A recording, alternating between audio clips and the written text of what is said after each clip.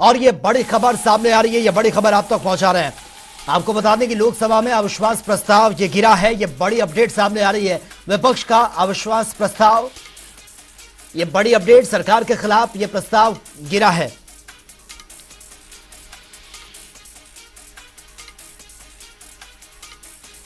विकास की योजनाओं पर प्रश्न चिन्ह उठाया आपने, सरकार की जन कल्याण नीतियों के ऊपर आपने प्रश्न चिन्ह उठाया, तो यकीनन हर विषय का जवाब दिया जाएगा।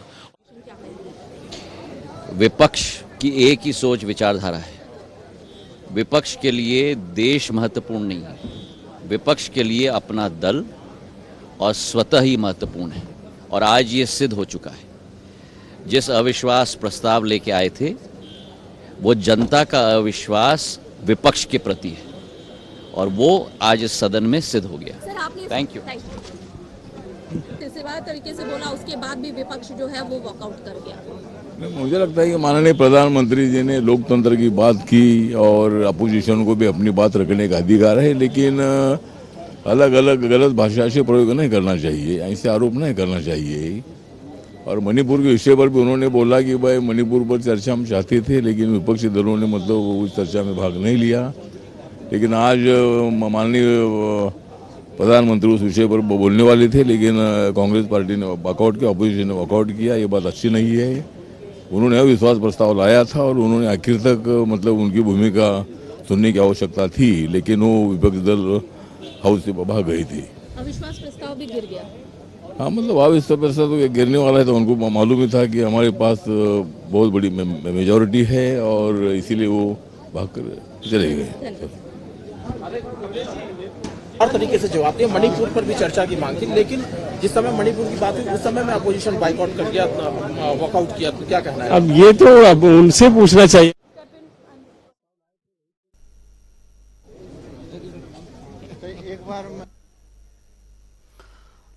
तो ये देखिए, तमाम रिएक्शन इस पर आने शुरू हो चुके हैं। आपको बता दें कि मोदी सरकार के खिलाफ विपक्षी दलों का यह अविश्वास प्रस्ताव उन्होंने लाया था कि प्रधानमंत्री नरेंद्र मोदी तब अपनी बात रखेंगे, उनको ये बोलना ही पड़ेगा, बयान देना ही पड़ेगा। लेकिन आज देखिए, जब प्रधानमंत्री नरेंद्र मोदी संबोधित कर रहे थे, तमाम बातों का जिक्र उन्होंने किया और जैसे ही मणिपुर पर वो अपनी बात रख रहे थे, उससे पहले ही विपक्ष ने सदन से वॉकआउट कर दिया।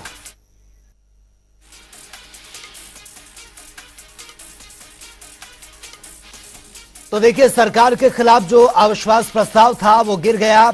मोदी सरकार के खिलाफ विपक्षी दलों द्वारा यह अविश्वास प्रस्ताव लाया गया था और आज जिस तरह से प्रधानमंत्री नरेंद्र मोदी ने अपनी बात रखी, तमाम बातों का जिक्र उन्होंने किया और उन्होंने मणिपुर पर भी अपनी बात रखी, लेकिन उससे पहले ही विपक्ष ने सदन से वॉकआउट कर चुका था। काफी हंगामा हुआ, बात सुनने को तैयार नहीं थे विपक्षी पार्टियां।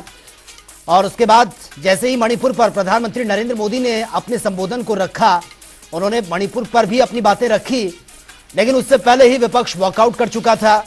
और साथ ही अब यह भी कहा जा रहा है कि जो विपक्ष है वो इस पर चर्चा करना ही नहीं चाहता था, उसकी मंशा ही नहीं थी कि वो मणिपुर हिंसा पर वो सरकार की बात को सुने, इस पर चर्चा करे, इस पर बहस करे। उससे पहले ही विपक्ष का जो वॉकआउट करना था, उसको लेकर अब सत्ता पक्ष लगातार इस पर सवाल उठा रहा है कि प्रधानमंत्री नरेंद्र मोदी के लिए अविश्वास प्रस्ताव जो लाया गया था कि वो अपनी बात रखें, सरकार के खिलाफ जो अविश्वास प्रस्ताव लाया गया था विपक्ष की तरफ से कि प्रधानमंत्री मजबूर होंगे, उनको बोलना ही पड़ेगा, वो मणिपुर पर कुछ बोलें।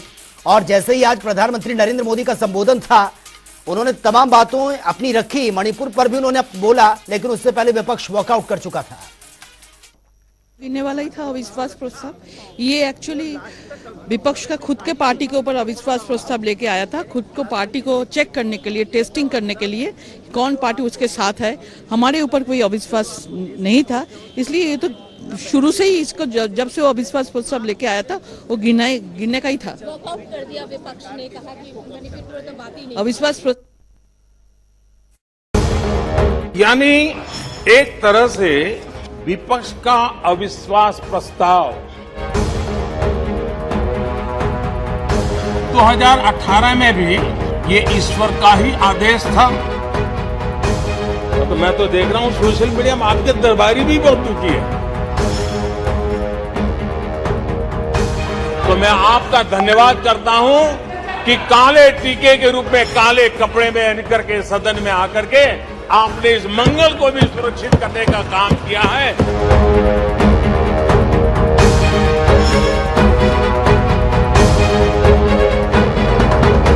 यानी एक तरह से विपक्ष का अविश्वास प्रस्ताव हमारे लिए शुभ होता है।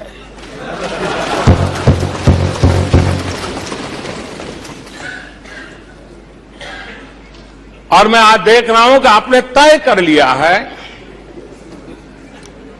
कि एनडीए और बीजेपी 2024 के चुनाव में पुराने सारे रिकॉर्ड तोड़ करके भव्य विजय के साथ जनता के आशीर्वाद से वापस आएंगे। और भगवान की मर्जी होती है कि वो किसी न किसी के माध्यम से अपनी इच्छा की पूर्ति करता है, किसी न किसी को माध्यम बनाता है। मैं इसे भगवान का आशीर्वाद मानता हूं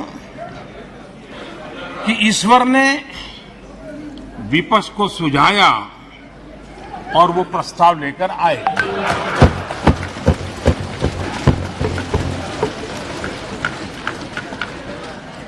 दो 2018 में भी ये ईश्वर का ही आदेश था जब विपक्ष के मेरे साथी अविश्वास प्रस्ताव लेकर के आए थे। उस समय भी मैंने कहा था कि अविश्वास प्रस्ताव हमारी सरकार का फ्लोर टेस्ट नहीं है। मैंने उस दिन कहा था, बल्कि ये उन्हीं का फ्लोर टेस्ट है। ये मैंने उस दिन भी कहा और हुआ भी वही। जब मतदान हुआ तो विपक्ष के पास जितने वोट थे उतने वोट भी वो जमा नहीं कर पाए थे।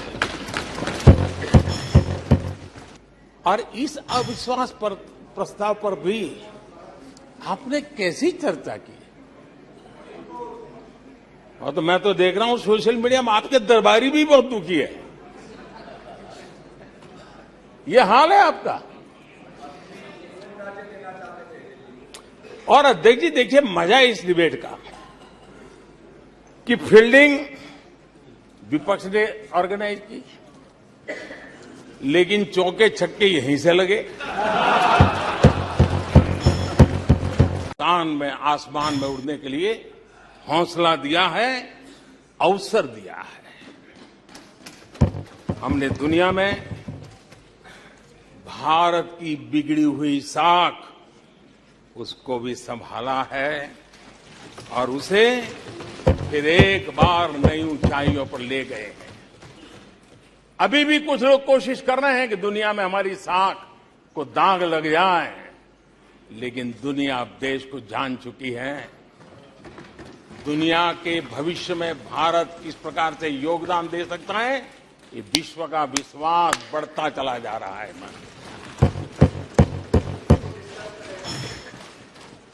कि विपक्ष के लोगों को एक सीक्रेट वरदान मिला हुआ है। हाँ,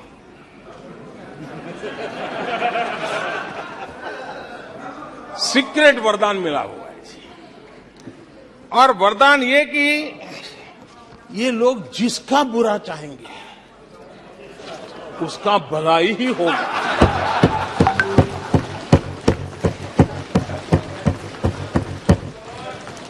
एक उदाहरण तो आप देखिए, मौजूद है।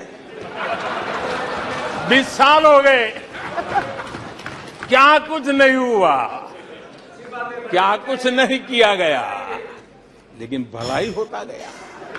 HAL ने अपना highest ever highest revenue register किया है।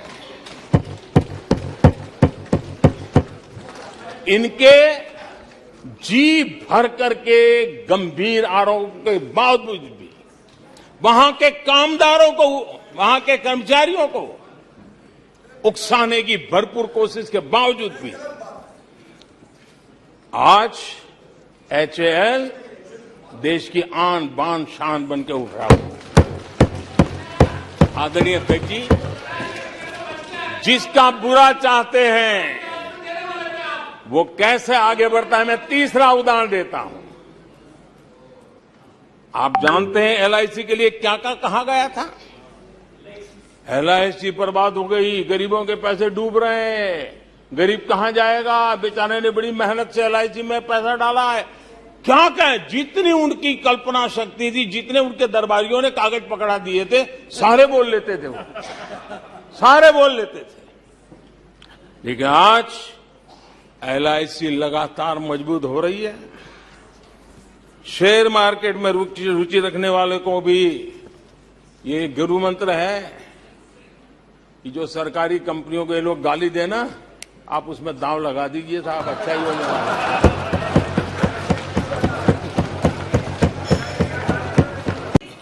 अविश्वास और घमंड इनकी रगों में रस बस गया है।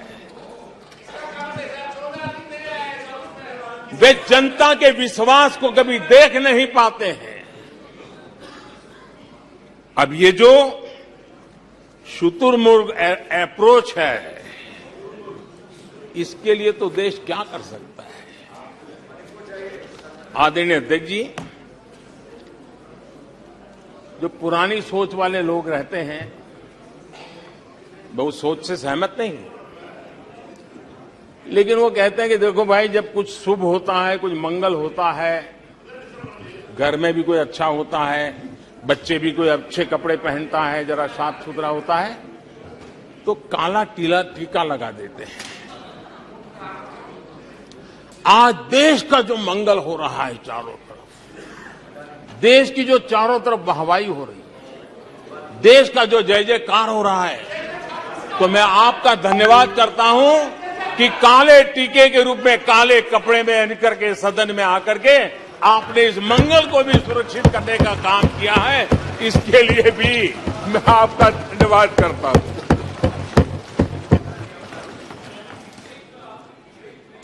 आदरणीय अध्यक्ष जी,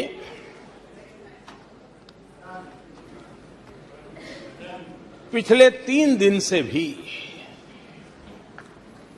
हमारे विपक्ष के साथियों ने जी भर करके, डिक्शनरी खोल खोल करके जितने अपशब्द मिलते हैं ले आए, जितने अपशब्दों का उपयोग कर सकते हैं भरपूर, पता नहीं कहां कहां से ले आते हैं। लेकिन अच्छा है, थोड़ा मन का गुबार उनका निकल गया होगा, थोड़ा मन हल्का हुआ होगा, इतने अपशब्द बोल लिए हैं तो। और वैसे तो ये लोग मुझे दिन रात कोसते रहते हैं, उनकी ये फितरत है। और उनके लिए तो सबसे प्रिय नारा क्या है? मोदी तेरी कब्र खुदेगी। मोदी तेरी कब्र खुदेगी, मोदी तेरी कब्र खुदेगी, ये इनकी पसंदीदा नारा है। लेकिन मेरे लिए इनकी ये गालियां, ये अपशब्द, ये अलोकतांत्रिक भाषा, मैं उसका भी टॉनिक बना देता हूं। अधीर बाबू को क्या हाल हो गया, उनकी पार्टी ने उन्हें बोलने का मौका नहीं दिया। ये तो कल अमित भाई ने बहुत जिम्मेवारी के साथ कहा कि भाई अच्छा नहीं लग रहा है, और आपकी उदारता थी कि उनका समय समाप्त हो गया था तो भी आपने उनको आज मौका दिया। लेकिन गुड़ का गोबर कैसे करना, उसमें ये माहिर है।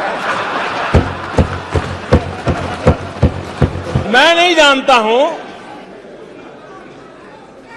कि आखिर आपकी मजबूरी क्या है, क्यों अधीर बाबू को दरकिनार कर दिया गया। पता नहीं कलकत्ता से कोई फोन आया हो। और कांग्रेस बार बार उनका अपमान करती है। कभी चुनावों के नाम पर उन्हें अस्थायी रूप से फ्लोर लीडर से हटा देते हैं। बिट्टू जी, हम अधीर बाबू के प्रति अपनी पूरी संवेदना व्यक्त करते हैं। आने वाला समय टेक्नोलॉजी ड्रिवन है। आज डाटा को एक प्रकार से सेकंड ऑयल के रूप में, सेकंड गोल्ड के रूप में माना जाता है।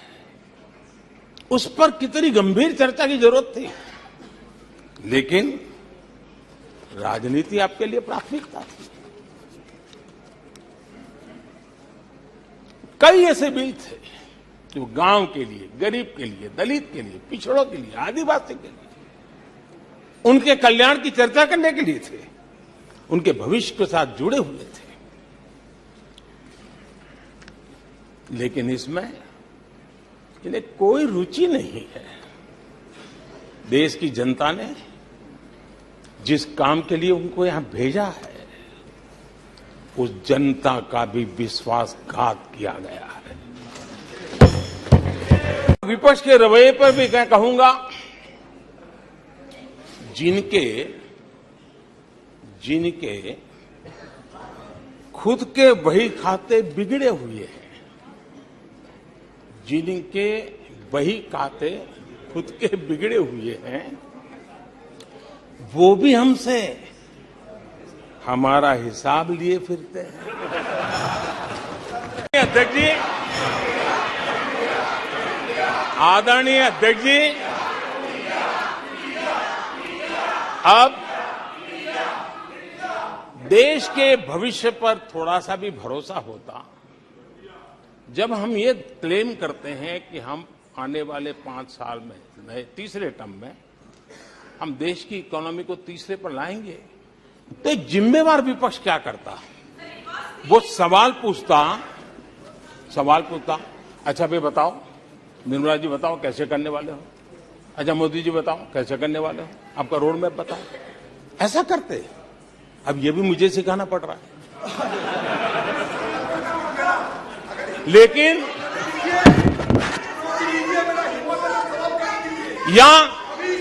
या वो कुछ सुझाव दे सकते थे, ये कुछ सुझाव दे सकते थे, या फिर कहते हम चुनाव में जनता के बीच जाकर के बताएंगे कि ये तीसरे की बात करते हैं, हम तो 1 नंबर पे लेके आएंगे और ऐसे ऐसे लेके कुछ तो करते यार। आदरणीय अध्यक्ष जी, जिसका बुरा चाहते हैं वो कैसे आगे बढ़ता है, मैं तीसरा उदाहरण देता हूं। आप जानते हैं एलआईसी के लिए क्या क्या कहा गया था? एलआईसी बर्बाद हो गई, गरीबों के पैसे डूब रहे हैं, गरीब कहां जाएगा, बेचारे ने बड़ी मेहनत से एलआईसी में पैसा डाला है। क्या कहें, जितनी उनकी कल्पना शक्ति थी, जितने उनके दरबारियों ने कागज पकड़ा दिए थे, सारे बोल लेते थे, वो सारे बोल लेते थे। लेकिन आज एलआईसी लगातार मजबूत हो रही है। शेयर मार्केट में रुचि रखने वाले को भी ये गुरु मंत्र है कि जो सरकारी कंपनियों को ये लोग गाली देना, आप उसमें दांव लगा दीजिए साहब, अच्छा ही होने वाला है।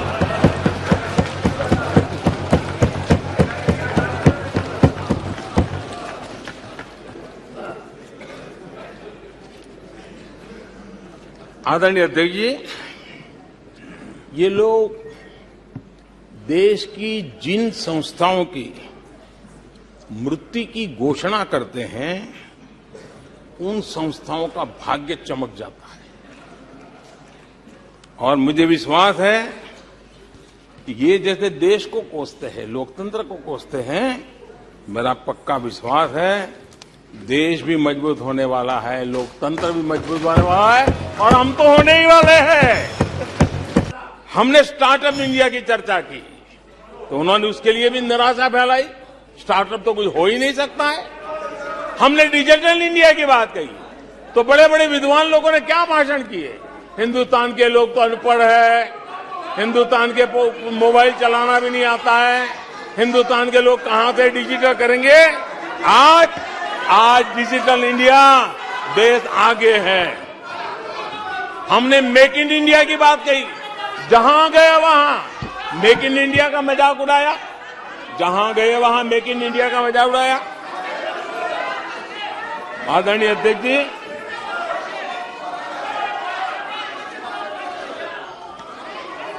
कांग्रेस पार्टी और उनके दोस्तों का इतिहास रहा है कि उन्हें भारत पर, भारत के सामर्थ्य पर कभी भी भरोसा नहीं रहा है।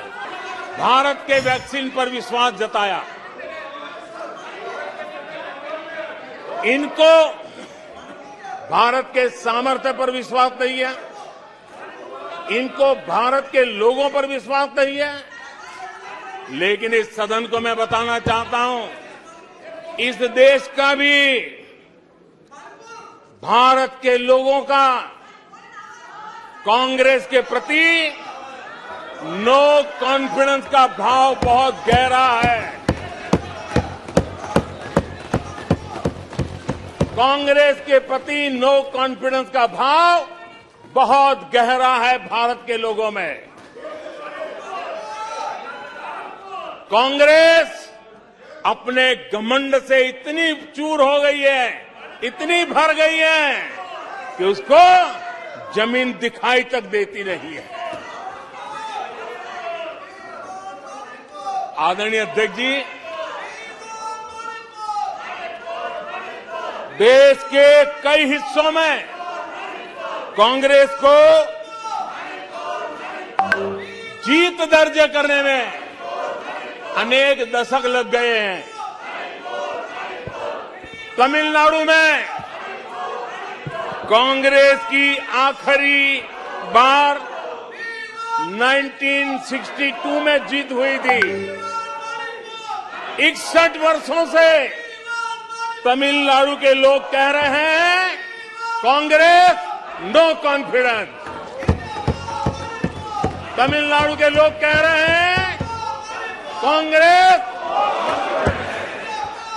पश्चिम बंगाल में उन्हें आखिरी बार जीत 1972 में मिली थी। पश्चिम बंगाल के लोग 51 सालों से कह रहे हैं कांग्रेस, कांग्रेस। उत्तर प्रदेश और बिहार और गुजरात कांग्रेस आखिरी 1985 में जीती थी। पिछले 38 वर्षों से वहां के लोगों ने कांग्रेस को कहा है, वहां के लोगों ने कांग्रेस को कहा है। त्रिपुरा में उन्हें आखिरी बार 1988 में जीत मिली थी। 35 वर्षों से त्रिपुरा के लोग कांग्रेस को कह रहे हैं कांग्रेस, कांग्रेस। ओडिशा में कांग्रेस को आखिरी बार 1995 में जीत नसीब हुई थी। यानी ओडिशा में भी 28 वर्षों से कांग्रेस को एक ही जवाब दे रहा है। उड़ीसा कह रहा है नो कॉन्फिडेंस, कांग्रेस। माननीय प्रधानमंत्री जी, देश का विश्वास है कि 2028 में आप जब अविश्वास प्रस्ताव लेके आएंगे तब ये देश पहले 3 में होगा। ये देश का विश्वास है। मैं जरा आज सदन को याद दिलाना चाहता हूं, पाकिस्तान सीमा पर हमले करता था। हमारे यहां आए दिन आतंकवादी भेजा जाता था। और उसके बाद पाकिस्तान हाथ ऊपर करके मुकर जाता था, भाग जाता था, बोले हमारी तो कोई जिम्मेवारी नहीं है, कोई जिम्मा लेने को तैयार नहीं होता था। और इनका पाकिस्तान से ऐसा प्रेम था कि वो तुरंत पाकिस्तान की बातों पर विश्वास कर लेते थे। पाकिस्तान कहता था कि आतंकी हमले होते रहेंगे और बातचीत भी होती रहेगी। इन्हें यहां तक कहते हुए पाकिस्तान कह रहा है तो सही कहता होगा, ये इनकी सोच रही है। कश्मीर आतंकवाद की आग में दिन रात सुलग रहा था, जलता था, लेकिन कांग्रेस सरकार का काम कश्मीर के आम नागरिकों पर विश्वास नहीं था। वे विश्वास करते थे हुर्रियत पर, वे विश्वास करते थे अलगवादियों के पर, वे विश्वास उन लोगों पर करते थे जो पाकिस्तान का झंडा लेकर के चलते थे। भारत ने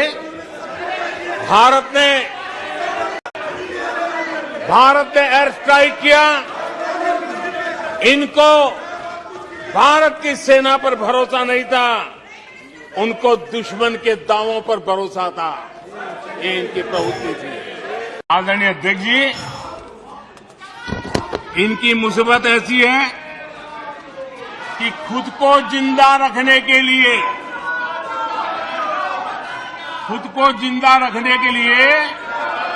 इनको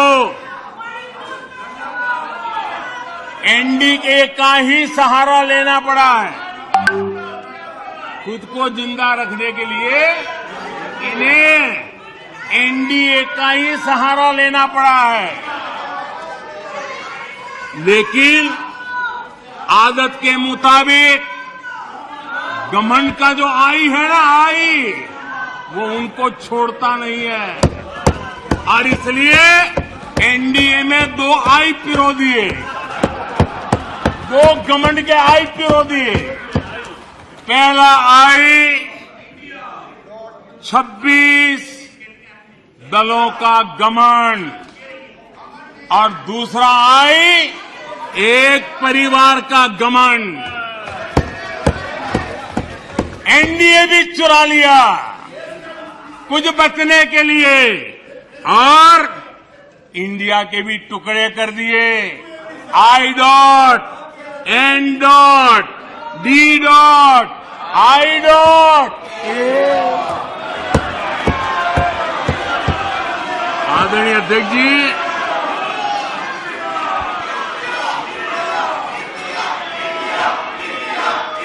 जरा हमारे डीएमके के भाई सुन ले। देशवासियों को सत्य समझाना चाहता हूं। ये लोग, एक घमंडिया गठबंधन, ये लोग भारत के दिवालिया होने की गारंटी है।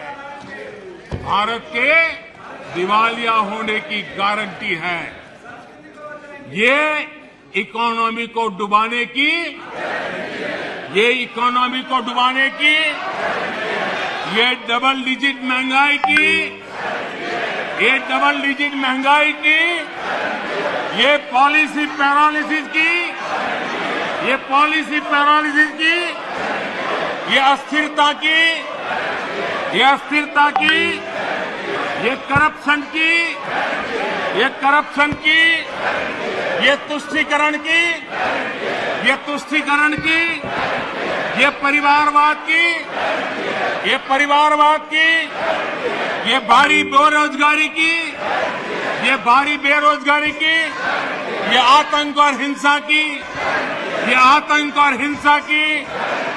ये भारत को 2 शताब्दी पीछे पहुंचाने की गारंटी है। आदरणीय अध्यक्ष जी, ये कभी भारत को टॉप 3 अर्थव्यवस्था बनाने की गारंटी नहीं दे सकते। ये मोदी देश को गारंटी देता है कि मेरे तीसरे कार्यकाल में मैं हिंदुस्तान को टॉप 3 की पोजीशन में लाके रहूंगा। ये मेरा देश को गारंटी है।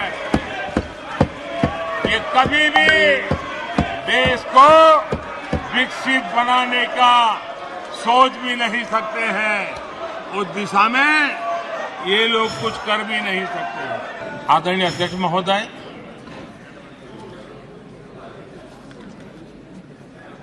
कल वैसे विस्तार से अमित भाई ने बताया है। मणिपुर में अदालत का एक फैसला आया। अब अदालतों में क्या हो रहा है वो हम जानते हैं। अब उसके पक्ष विपक्ष में जो परिस्थितियां बनी, हिंसा का दौर शुरू हो गया और उसमें बहुत परिवारों को मुश्किल हुई। अनेकों ने अपने स्वजन भी खोए। महिलाओं के साथ गंभीर अपराध हुआ और ये अपराध अक्षम्य है और दोषियों को कड़ी से कड़ी सजा दिलवाने के लिए केंद्र सरकार, राज्य सरकार मिलकर के भरपूर प्रयास कर रही है। और मैं देश के सभी नागरिकों को आश्वस्त करना चाहता हूं कि जिस प्रकार से प्रयास चल रहे हैं, निकट भविष्य में शांति का सूरज जरूर उगेगा। मणिपुर फिर एक बार नए आत्मविश्वास के साथ आगे बढ़ेगा। मैं मणिपुर के लोगों से भी आग्रहपूर्वक कहना चाहता हूं, वहां की माताओं, बहनों, बेटियों से कहना चाहता हूं, देश आपके साथ है। ये सदन आपके साथ है। हम सब मिलकर के, कोई यहां हो या ना हो,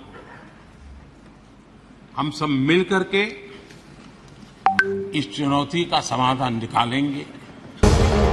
यानी एक तरह से विपक्ष का अविश्वास प्रस्ताव 2018 में भी ये ईश्वर का ही आदेश था।